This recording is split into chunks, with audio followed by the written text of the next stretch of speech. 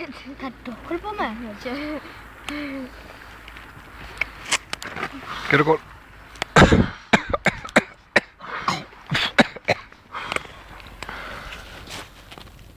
Hva dere holder på med? Vi griller pølser. Så klart. Ja. Nå er vi på isen. Ja, men det er piruetter.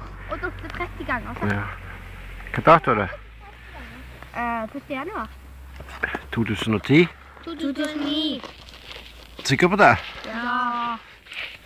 Det ble jo 2009 i går. Ja, men det er 2000 i dag også.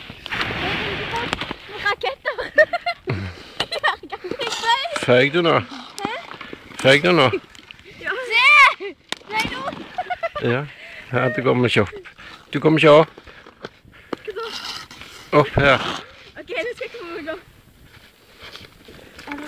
Ja! Pappa, du må blåse.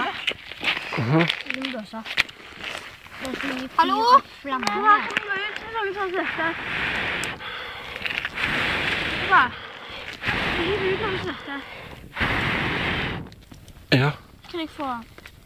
Kan jeg få? Kjenne? Lighteren. Ja.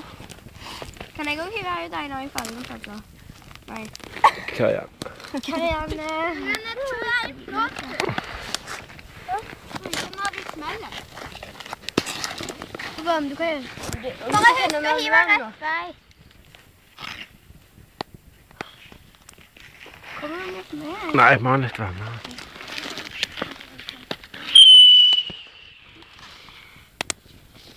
Det sendte noen ut med rakett. Et grisehull, skal jeg si det sånn. Hva sier du? Sånn grisene hyler. Karianne og jeg har sett ut. Karianne hiver! Nei. Sender ut et grisehull. Hyl. Grisehul.